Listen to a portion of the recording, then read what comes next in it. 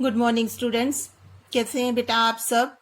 आज हम जो है क्षितिज का अपना अगला पाठ सांवले सपनों की याद जो है वो शुरू करने जा रहे हैं। सांवले सपनों की याद पाठ के लेखक का नाम है जाबिर हुसैन। ये जो पाठ है वो जाबिर हुसैन जी ने संस्मरण शैली में लिखा है, डायरी शैली में संस्मरण रूप में इसको इन्होंने लिखा है। इसमें उन्होंने सालिम अली जो कि एक पक्षी विज्ञानी हैं उनके बारे में हमें कुछ बताया है। तो इसमें जो सालिम अली हैं उनकी मृत्यु हो जाने के बाद जाबिर हुसैन जो है वो काफी दुखी हो जाते हैं और उसी दुख से उपजा पाठ है सांवले सपनों की याद। इसमें उन्होंने अपने दुख को, अपनी पीड़ा को, अपनी यादों को पाठ के रूप में हमारे सामने प्रस्तुत किया है। इसमें हम देखेंगे कि जो जाबिर हुसैन जी हैं वो सालिम अली को याद करते हुए उनका व्यक्ति चित्र हमारे सामने प्रस्तुत करते हैं और इसमें उन्होंने बहुत ही सरल, स्पष्ट और दिल को छूने वाले ऐसे शब्दों का प्रयोग किया है। जैसा कि नाम से ही स्पष्ट है, सांवले सपनों की याद, मतलब कि हमारे जो सपने हैं उनको हम याद करते हैं और अगर वो सपने जो हैं हमारे सांवले रंग के हो, कहने का मतलब है हम ये भी कह सकते हैं कि सपने जो हैं वो हम भूल जाते हैं, हमें हमेशा याद नहीं रहती। उनकी एक धुंधली सी परछाई जो है वो हमारे जहन में, मतलब हमारे दिलो दिमाग में रहती है। तो उसी तरह से अब सालिम अली जो हैं वो इस दुनिया में नहीं रहे हैं। उनकी यादें जो हैं वो सांवले सपनों के समान हमारे जीवन में, हमारे मन में हमेशा बनी रहेंगी और उसी का वर्णन जो है वो जाबिर हुसैन जी ने इस पाठ में किया है। बहुत ही अच्छा और हृदय स्पर्शी ये डायरी शैली में लिखा गया संस्मरण है ये। आप इसको अगर ध्यान से सुनेंगे, समझेंगे तो आपको ये बहुत ही अच्छा लगेगा। दूसरा, इसमें हमें सालिम अली के बारे में, उनके व्यक्तित्व के बारे में, कैसे वो पक्षी विज्ञानी बने इसके बारे में और किस तरह से उन्होंने पर्यावरण संरक्षण के लिए क्या क्या कार्य किए, किन किन लोगों से वो मिले, इन सब चीजों के बारे में भी हमें इस पाठ में पता चलेगा। तो ये पाठ शुरू कर रहे हैं अब हम। तो इसमें मैंने आपकी पाठ्य पुस्तक को ही लिया है ताकि आपको जो है अच्छे से एक एक वर्ड का मतलब जो है वो अच्छे से समझ में आता रहे। ठीक है, तो आइए बेटा जी अब अपना पाठ जो है वो हम शुरू करते हैं। सुनहरे परिंदों के खूबसूरत पंखों पर सवार सांवले सपनों का एक हुजुम भीड़, मौत की भीड़ भी कह सकते हैं, लोगों का समूह भी कह सकते हैं, मौत की खामोश वादी की तरफ अग्रसर है। कोई रोक टोक सके कहाँ संभव है। अब ये देखिए, जिसे सबको ही पता है कि मृत्यु जो है वो आनी ही है। ठीक है, तो अगर हमारा जन्म हुआ है तो मृत्यु भी होगी ही। अब इसमें जैसे सालिम अली के बारे में हमें बताया तो पक्षी विज्ञानी थे ये, तो इनके लिए पक्षियों के रूप में ही इनके जाने का वर्णन जो है वो लेखक ने किया है कि परिंदे पक्षियों के सुनहरे पंखों पर सवार होकर सांवले सपनों की एक भीड़ जो है वो मौत की वादी की तरफ बढ़ रही है और इस मौत के सफर को कोई रोक टोक सके ऐसा संभव नहीं है। मतलब मौत जो है वो आनी ही है और इसे कोई ना रोक सकता है और ना ही इसे कोई बीच में टोक सकता है। और इस भीड़ में सबसे आगे आगे कौन चल रहे हैं? सालिम अली जी, जिनके बारे में जाबिर हुसैन जी हमें इस पाठ में बता रहे हैं। उन्होंने अपने कंधों पर सैलानियों के समान, सैलानी क्या होता है? सफर करने वाले, घूमने वाले, अंतहीन सफर का बोझ उठाए और इसमें अपने कंधों पर जो सालिम अली हैं वो अपने अंतहीन सफर का बोझ उठाए हुए हैं। लेकिन यह सफर पिछले तमाम सफरों से भिन्न है। लेकिन अब जो सालिम अली का ये अंतिम सफर है वो उनके सभी सफर जो इससे पहले उन्होंने किए हैं उन सब से अलग है। क्यों है अलग? क्योंकि ये उनकी मृत्यु का सफर है और मृत्यु जो है वो हमारा एक तरह से अंत है हमारे सफर का, हमारी इस जिंदगी का। जो जिंदगी है वो भीड़ भाड़ वाली है, तनाव से भरी हुई है, और इस माहौल में सालिम अली का ये क्या है, आखिरी पलायन है। मतलब जो जिंदगी भीड़ भाड़ भरी थी और तनाव भरी थी, उसमें अब आखिरी जो है ये उनका पलायन है। मतलब पलायन यानी वैसे तो कहते हैं भाग जाना, छोड़कर चले जाना। अब आखिरी पलायन का मतलब क्या है कि वो अपने जीवन को छोड़कर जा रहे हैं। अब तो वो उस वन पक्षी की तरह, मतलब अब तो वो उस वन में रहने वाले पक्षी की तरह प्रकृति में विलीन हो रहे हैं, प्रकृति में ही मिल रहे हैं, जो जिंदगी का आखिरी गीत गाने के बाद मौत की गोद में जा बसा हो। मतलब उस पक्षी के समान है जो कि अपनी जिंदगी का आखिरी गीत गाने के बाद मौत की गोद में जाकर बस गया हो। ऐसे ही सालिम अली भी अब मौत की गोद में जा बसे हैं। अब कोई व्यक्ति अपने जिस्म की हरारत, अगर हम अपने जिस्म यानी शरीर की गर्मी और अपने दिल की धड़कन भी उनको देना चाहे, तो क्या वह पक्षी अपने सपनों के गीत दोबारा गा सकेगा? कहने का मतलब क्या है, यहाँ पक्षी के बारे में बता दिया लेखक ने। पक्षी से अर्थ यहाँ किससे है? सालिम अली से। जिस प्रकार अगर एक पक्षी की मौत हो जाए तो वो दोबारा नहीं गा सकता, उसी प्रकार से सालिम अली जी की भी अब मृत्यु हो गई है। और अब हम चाहें तो भी अपने शरीर की गर्मी और अपने दिल की धड़कन देकर भी उन्हें वापस लाना चाहें तो वो संभव नहीं है। तो कहने का मतलब क्या है कि उनकी मृत्यु हो चुकी है और वो अब प्रकृति में विलीन हो गए। ठीक है, आए यहां तक समझ में? अब आगे देखिए, इसके बाद अब लेखक आगे क्या कहते हैं, और मुझे नहीं लगता कोई इस सोए हुए पक्षी को जगाना चाहेगा। मतलब अब मुझे ये लगता भी नहीं है कि जो पक्षी अब सो गया है उसको कोई दोबारा जगाना चाहेगा। वर्षों पहले खुद सालिम अली ने कहा था कि लोग पक्षियों को आदमी की नजर से देखना चाहते हैं। सालिम अली जी ने क्या कहा था कि जो लोग हैं, मनुष्य हैं, वो सभी आदमी की नजर से ही पक्षियों को देखते हैं और यह उनकी भूल है। मतलब ये उनकी भूल है। ठीक उसी तरह जैसे जंगलों और पहाड़ों, झरनों और आबशारों को वो प्रकृति की नजर से नहीं, आदमी की नजर से देखने को उत्सुक रहते हैं। आबशार भी क्या होता है? झरना होता है, स्रोत होता है। कहते हैं कि कोई भी चीज है ऐसी, उन्हें हम प्रकृति की नजर से न देखकर आदमी की नजर से ही देखकर खुश होते हैं और यही चीज जो है वो हमें अच्छी लगती है। भला कोई आदमी अपने कानों से पक्षियों की आवाज का मधुर संगीत सुनकर अपने भीतर रोमांच का सोता फूटता महसूस कर सकता है? कहने का मतलब क्या है अब कि कोई भी व्यक्ति अपने कानों से अगर पक्षियों के मधुर गीत को सुनता है तो क्या वो अपने अंदर कोई भी रोमांच मतलब खुशी जो अनुभव है क्या वो महसूस कर सकता है? कहने का मतलब क्या है कि हम सब प्रकृति को अपने हिसाब से देखना चाहते हैं। वहां जो पक्षी हैं, चाहे वो जंगल है, चाहे वो पहाड़ है, उन्हें हम अपनी यानी मनुष्य की नजर से देखते हैं, ना कि उन्हें पक्षियों की नजर से।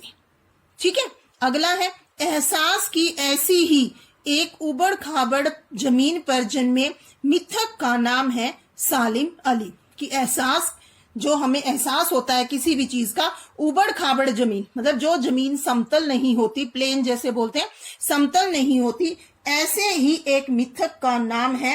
क्या नाम है? सालिम अली। ठीक है, मिथक क्या होता है कि जो हमारी पुरानी कथाएं हैं उनमें जो चीज शामिल की गई है वो आज नए अर्थ में हमारे सामने प्रस्तुत की जाए या उसका हम नया अर्थ लें। पता नहीं इतिहास में कब कृष्ण ने वृंदावन में रास लीला रची थी और शोक गोपियों को अपनी शरारतों का निशाना बनाया था। अब आगे वो क्या कह रहे हैं कि ये नहीं पता कि इतिहास में कृष्ण जी ने वृंदावन में कब रास लीलाएं की थी और अपनी चंचल अदाओं से गोपियों को अपनी शरारतों का निशाना बनाया था।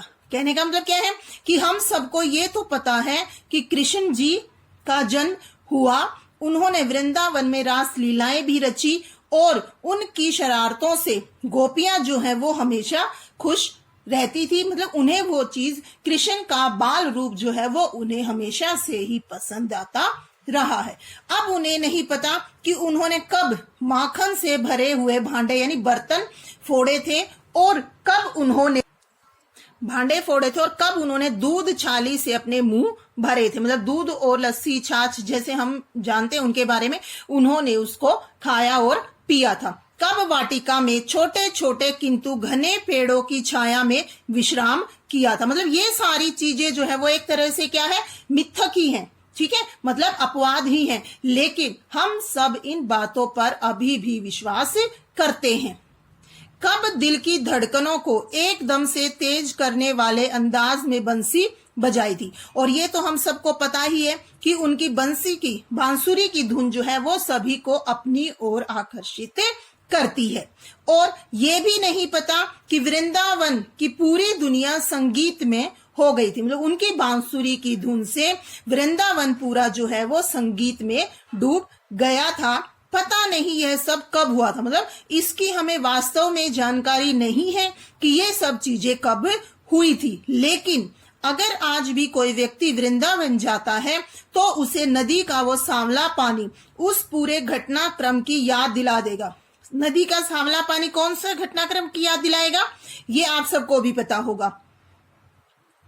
पता है इसमें कौन सी घटना आती है कि जो नदी का पानी है वो सांवला कब हो जाता है, जब वो उसमें नाग को, काला नाग था ना उसमें, तो उसको मारते हैं और उस समय जब उसके फन पर श्री कृष्ण जो है वो नृत्य और बांसुरी करते हुए, बजाते हुए यमुना के जल से बाहर आते हैं। तो जैसे ही हमें यमुना के जल की याद आती है तो ये घटना हमारी आंखों के सामने आ जाती है।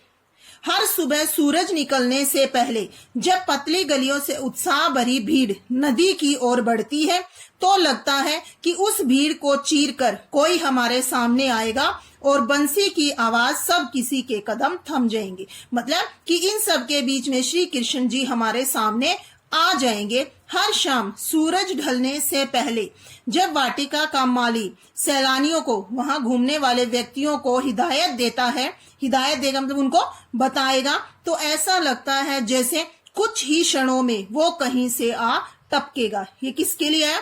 श्री कृष्ण के लिए। और उनके संगीत का जादू पूरी वाटिका के माहौल पर छा जाएगा। वृंदावन कभी कृष्ण की बांसुरी के जादू से खाली हुआ है क्या? कहने का मतलब क्या है कि इतना समय बीत जाने के बाद भी आज भी वृंदावन में कृष्ण की बांसुरी का जादू जो है वो देखने को मिलता है। तो इसके ये जो गद्यांश है, ये बातें हैं, इनके बताने का मतलब क्या है बेटा जी यहाँ पर, कि इतने सालों के बाद, सदियों के बाद भी आज भी हम श्री कृष्ण का वही जादू अनुभव करते हैं जब भी हम वृंदावन जाते हैं। ठीक है, तो इसी तरह से ये उन्होंने किस लिए दिया उदाहरण, कि हम ये समझ सकें कि व्यक्ति के चले जाने के बाद भी उसकी यादें जो हैं वो हमारे जहन में, हमारे मन में हमेशा बनी रहती हैं। अब आगे कहते हैं लेखक, मिथकों की, मतलब मिथकों की, अपवादों की ऐसी ही दुनिया में इस सवाल का जवाब तलाश करने से पहले कि हम इस सवाल के बारे में जाने, कौन से सवाल के, कि क्या वृंदावन कभी कृष्ण की बांसुरी के जादू से खाली हो सकता है, तो इसके बारे में अगर हम जानना चाहें तो उससे पहले हमें किसके ऊपर नजर डालनी चाहिए? एक कमजोर शरीर वाले उस व्यक्ति पर जिसे हम सालिम अली के नाम से जानते हैं। उम्र को शती तक पहुंचने में, 100 तक पहुंचने में थोड़े ही दिन तो बच रहे थे। संभव है उन्होंने लंबी यात्राएं की हो और उससे उनके शरीर को कमजोर कर दिया हो और उन्हें कैंसर जैसी जानलेवा बीमारी उनकी मौत का कारण बन गई हो। लेकिन अपने अंतिम समय तक भी मौत जो है उनकी आंखों से वह रोशनी छीनने में सफल नहीं हुई। मतलब अंतिम समय तक भी उनकी आंखों में वही रोशनी थी जो कि उन्हें पक्षियों की तलाश और उनकी हिफाजत के प्रति समर्पित थी। मतलब अंतिम समय तक भी उनकी आंखों की रोशनी इसी चीज में लगी रही कि वो पक्षियों की तलाश करें और उनकी हिफाजत के प्रति पूरी तरह से समर्पित रहे। उनकी आंखों पर चढ़ी दूरबीन जो है वो उनकी मौत के बाद ही तो उतरी थी। मतलब दूरबीन लगाकर पक्षियों की खोजबीन में वो हमेशा लगे रहते थे।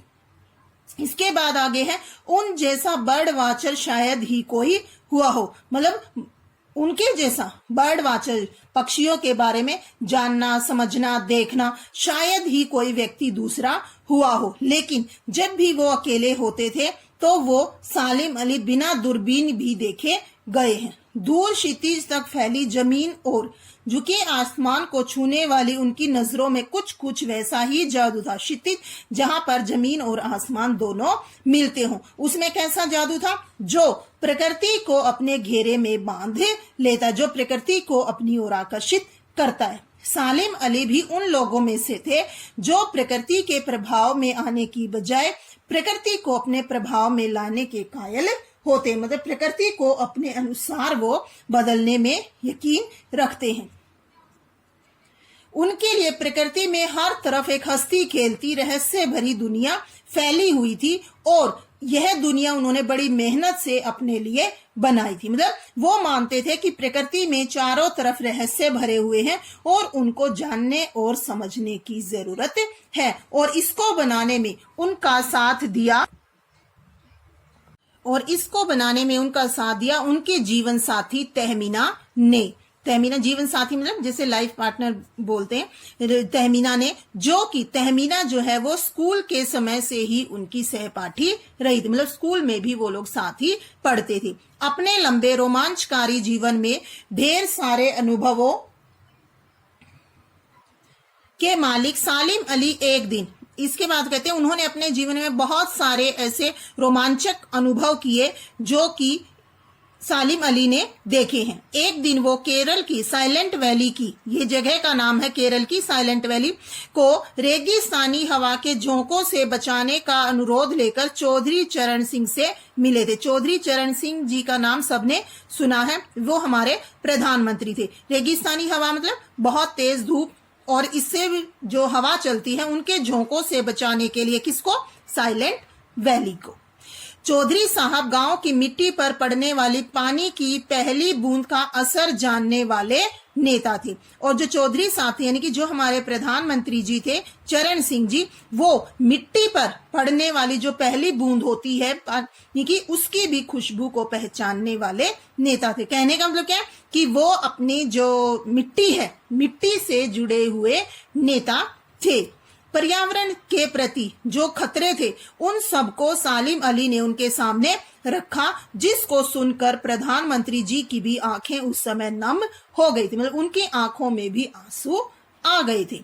सालिम अली आज नहीं है और चौधरी साहब भी आज नहीं, मतलब प्रधानमंत्री जी भी आज नहीं है। अब कौन है जो उस सौंधी माटी पर, मतलब जिसमें से खुशबू आती है, उस मिट्टी पर जो फसलें उगती हैं, उनके बीच में एक नए भारत की नींव रखने का संकल्प लेगा?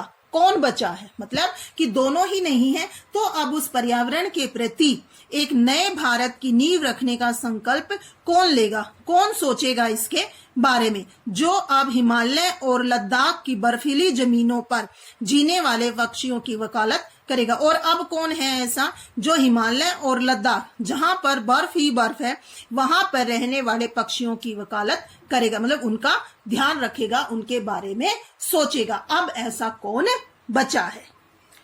सालिम अली ने अपनी आत्मकथा का नाम रखा था। सालिम अली ने अपनी आत्मकथा का नाम क्या रखा? Fall of A sparrow. Fall of A sparrow. तो इसके रखने का भी एक कारण है, वो हमें अब लेखक बता रहे हैं। मुझे याद आ गया, D.H. लॉरेंस की मौत के बाद ये भी बहुत बड़े पक्षी वैज्ञानिक हुए हैं। D.H. लॉरेंस के बाद लोगों ने उनकी पत्नी फ्रीडा लॉरेंस से अनुरोध, मतलब उनकी पत्नी फ्रीडा से पूछा था कि क्या आप अपने पति के बारे में कुछ कहना चाहेंगी, मतलब उनके बारे में कुछ लिखेंगी। फ्रीडा उस समय, मतलब उनकी पत्नी अगर उस समय चाहती, लॉरेंस की पत्नी, तो अपने पति के बारे में बहुत सारी बातें जो है वो लिख सकती थी, बता सकती थी। लेकिन उसने कहा मेरे लिए लॉरेंस के बारे में कुछ लिखना असंभव सा है, मतलब मैं अपने पति के बारे में कुछ लिखूं ये मेरे लिए असंभव है। मुझे महसूस होता है, मतलब वो क्या कहती है कि मेरी छत पर बैठने वाली गौरैया एक प्रकार की चिड़िया, एक चिड़िया का एक प्रकार है। मेरी छत पर जो गौरैया बैठती है वो लॉरेंस के बारे में ढेर सारी बातें जानती है। मतलब लॉरेंस के बारे में मेरे छत पर बैठने वाली गौरैया जो है वो बहुत कुछ जानती है। इससे हमें क्या पता चलता है कि जो D.H. लॉरेंस हैं वो भी बहुत बड़े पक्षी वैज्ञानिक रहे हैं, और इसीलिए उनकी पत्नी जो कहती है कि मुझसे ज्यादा तो मेरी छत पर बैठने वाली गौरैया उनके बारे में आपको बता सकती है। वो सचमुच इतना खुला खुला और सादा दिल आदमी था। मतलब ये कौन कह रही हैं? उनकी पत्नी कह रही हैं कि वो इतने खुले दिल और दिमाग के आदमी थे। मुमकिन है लॉरेंस मेरी रगों में, मतलब पत्नी है तो उनके बारे में सब कुछ जानती है। कहते मेरी रगों में, मेरे खून में, मेरी हड्डियों में, हर जगह जो है वो लॉरेंस समाये हुए हैं। लेकिन मेरे लिए कितना कठिन है उसके बारे में अपने अनुभवों को शब्दों में जामा पहना, मतलब शब्दों में मैं उनका वर्णन करूं, ये मेरे लिए बहुत ज्यादा मुश्किल है। मुझे यकीन है मेरी छत पर बैठी गौरैया उसके बारे में और हम दोनों ही के बारे में, मतलब कि उनकी जो हमारी छत पर गौरैया बैठी है वो मेरे और मेरे पति, हम दोनों के बारे में मुझसे ज्यादा जानकारी रखती है। इससे हमें पता चलता है कि D.H. लॉरेंस जो हैं वो भी कितने बड़े पक्षी वैज्ञानिक रहे हैं और उन्होंने कितना कुछ जो है पक्षियों के लिए किया है। अब आगे देखिए, जटिल प्राणियों के लिए सालिम अली, मतलब जो मुश्किल कठिन है ऐसे व्यक्तियों के लिए सालिम अली हमेशा क्या रहेंगे? एक पहेली बनकर ही रहेंगे। बचपन के दिनों में, अब उनके बचपन की एक घटना के बारे में बता रहे हैं जिन्होंने सालिम अली को पक्षी प्रेमी बना दिया। बचपन में वो अपनी एयर गन से खेल रहे थे और उस समय एक नीले कंठ वाली गौरैया जो है वो सारी जिंदगी उन्हें खोज के नए नए रास्तों की तरफ ले जाती रही। इससे संबंधित है ये घटना कि एक नीले कंठ वाली जो गौरैया है वो उनकी एयर गन से घायल होकर नीचे गिर पड़ी और इस घटना ने उनके मन को, उनके जीवन को पूरी तरह से बदल दिया। जिंदगी की ऊंचाइयों में उनका विश्वास एक क्षण के लिए भी डिगा नहीं, मतलब कि उससे उनका मन, उनका हृदय इतना परिवर्तित हुआ कि उन्होंने अपने जीवन को पूरी तरह से पक्षियों के लिए समर्पित कर दिया। वो लॉरेंस की तरह नैसर्गिक जिंदगी का प्रतिरूप बन गए थे। वे लॉरेंस की तरह नैसर्गिक, वास्तविक, ठीक है, प्राकृतिक बोलते हैं, वास्तविक बोलते हैं जैसे, और उसी का प्रतिरूप यानी कि परछाई जो है वो भी बन गए थे। सालिम अली प्रकृति की दुनिया में एक टापू बनने की बजाय अथाह सागर बनकर उभरे थे। टापू आपको पता ही है, जो चारों तरफ से पानी से घिरा हुआ हो ऐसी जगह। लेकिन सालिम अली कोई टापू नहीं थे, बल्कि वो क्या थे? सागर थे।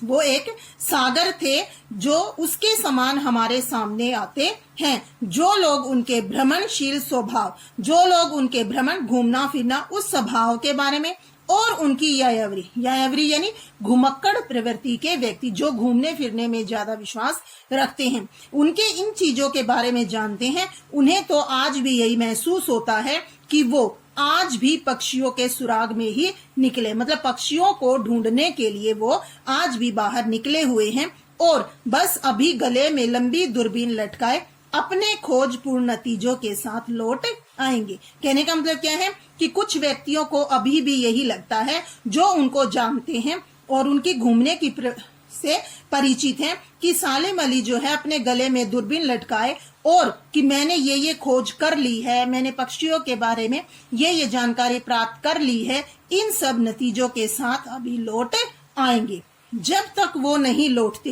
क्या उन्हें गया हुआ मान लिया जाए? ये क्या है? अब ये लेखक जो है वो अपने विचार हमें बता रहे हैं कि जब तक वो वापस नहीं आ जाते क्या हम उन्हें गया हुआ, मतलब उन्हें हम मान लें कि उनकी मृत्यु हो गई है। मेरी आंखें नम है, मतलब मेरी आंखों में आंसू हैं। सालिम अली तुम लौटोगे ना? तो ये क्या है कि अब वो पूछ रहे हैं एक तरह से जाबिर हुसैन जी कि सालिम अली तुम लौट कर वापस आओगे ना, जबकि उन्हें भी ये चीज पता है कि उनकी मृत्यु हो चुकी है और एक बार जो मृत्यु के सफर पर निकल जाता है वो लौट कर वापस नहीं आता। ये बात जो है वो भी बहुत अच्छे से जानते हैं, लेकिन फिर भी जो हमारे अपने होते हैं, जो हमारे खास होते हैं, जो हमारे दिल से मन से जुड़े हुए होते हैं, उनकी मृत्यु के बाद भी हमें ये नहीं लगता कि वो हमें छोड़कर चले गए हैं। वो हमारी यादों में, वो हमारे सपनों में हमेशा जो है वो जीवित रहते हैं, और यही यादें हैं जो हमें आगे जीवन जीने के लिए प्रेरित करती हैं, हमारा सहारा बनती हैं। और यही बात जो है वो हमें इस पाठ से भी पता चलती है कि लेखक कैसे मानते हैं कि मेरी आंखें अभी भी नम हैं और मुझे यही है कि शायद सालिम अली लौट आए। ठीक है, उम्मीद है बेटा आपको ये पाठ जो है वो समझ में आ गया होगा। बहुत ही अच्छा और हृदय स्पर्शी पाठ है। इसमें हमने सालिम अली का व्यक्ति चित्र पढ़ा है कि किस तरह से उनका जीवन जो है वो पक्षियों के प्रति पूरी तरह से समर्पित हो गया, और उन्होंने अपना पूरा जीवन जो है पक्षियों की देखभाल में और उनके संरक्षण में लगा दिया। ठीक है, अब आपकी जो पाठ्य पुस्तक है क्षितिज, इसमें आप थोड़ा सा D.H. लॉरेंस के बारे में, ठीक है, और उनके सालिम अली के बारे में पीछे दिया हुआ है, एक बार उसको भी आप ध्यान से पढ़िएगा, तो उसमें आपको D.H. लॉरेंस के बारे में भी थोड़ी जानकारी मिलेगी।